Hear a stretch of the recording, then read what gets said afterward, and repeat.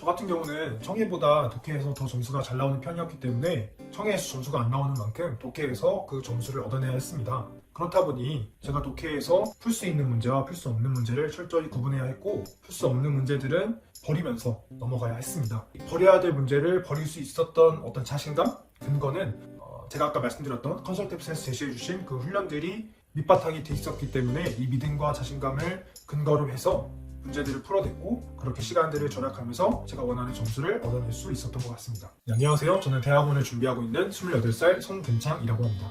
네, 저는 앞서 말씀드렸다시피 대학원 입학을 위해 탭스를 준비하게 되었고, 제가 필요했던 점수는 387점이었습니다.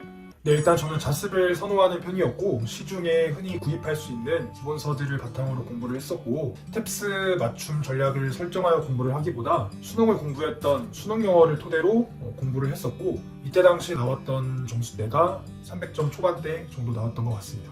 한번 점수가 정체되고 나서 여러 무료 강의들을 접하게 되었고, 그 중에서도 컨설탭스의 접근법이 굉장히 신선했고, 그것에 따라서 공부를 하게 되었는데, 그러다 보니 300점 중반대까지 한 30점 정도 올라가게 되었고, 그 이후로 한 번 더 점수가 정체하고 나서 이제는 무료 강의를 넘어서 본 강의를 들어야겠다라고 판단을 하게 되었습니다. 각 문장 구조를 파악하려는 노력들을 통해서 이게 어떤 문제구나 라는 그런 구조를 파악하는 눈이 길러지게 되었고, 문장의 복잡성, 어려운 단어의 빈도수에 따라서 난이도가 조금 달라질 뿐이지 사실은 모두 근본적으로 같은 문제구나 라는 눈이 좀 길러지기 시작했던 것 같습니다.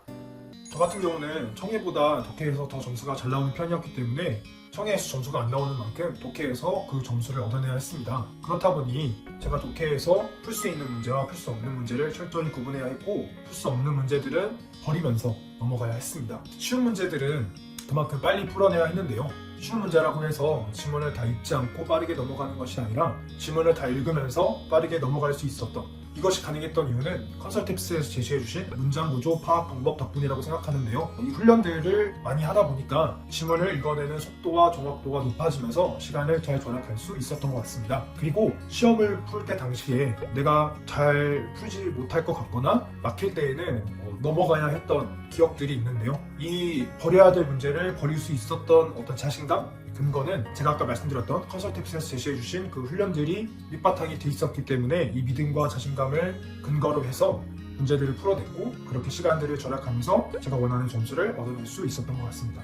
청해 공부법도 저는 파트별로 다 좋았던 것 같습니다. 일단 파트 1, 2에서는 간단히 핵심만 알 수 있도록 스펠링 한두 개로 노트 테이킹을 하는 방법이 있었고, 파트 3부터 5까지는 대략 훑어봤을 때 어떤 내용인지 파악이 될 수 있게끔 하는 노트 테이킹 방법 모두 좋았고, 그리고 유형 구분하는 방법에서도 메인, 그리고 코렉트, 구체적 코렉트, 인퍼 문제들이 몇 번 문제에 나오는지, 그리고 그 유형들이 나왔을 때에 어떤 소재들이 주로 등장을 하는지, 그리고 그 소재들에 따라서 어떤 빈출 단어들이 많이 나오는지, 이런 것들을 많이 듣고 보면서 공부를 했던 것 같고, 이때 특히 안 들리는 부분들은 한글로까지 써가면서 많이 공부를 했던 것 같습니다.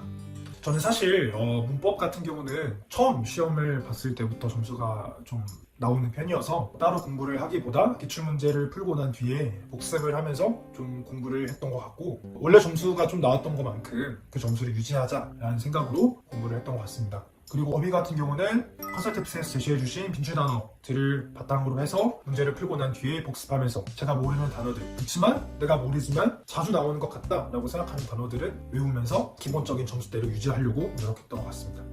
저는 사실 제가 필요했던 점수가 387점이었는데요.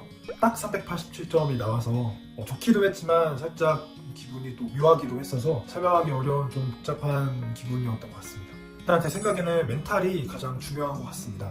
점수가 특히 정체되고 나면 같은 공부를 계속하게 될 것이고, 같은 공부를 계속하다 보면 어느샌가 매너리즘에 빠지게 되면서 시험 장소에서도 실력 발휘가 잘 안 되는 것 같습니다. 그렇다 보니 좋은 공부법을 찾으셔서 성실히 하시고, 성실히 했던 그 노력들을 바탕으로 해서 자신의 실력들에 대한 어떤 믿음을 가지고 시험 장소에서 흔들리지 않고 자신의 실력들을 충분히 발휘하는 멘탈이 가장 중요하다고 생각해서 저는 컨설팅스를 통해서 여러분들께서 원하는 점수대, 달성해야 되는 점수대를 꼭 얻어가셨으면 좋겠습니다. 저는 사람들이 돈을 쓰는 이유가 시간을 절약하기 위해서라고 생각합니다. 그 중에서도 후기와 인증이 매번 갱신되는 컨설팅스 꼭 선택하셔서 효율적으로 공부하시고 점수 달성하시길 권장해드리고 추천해드립니다.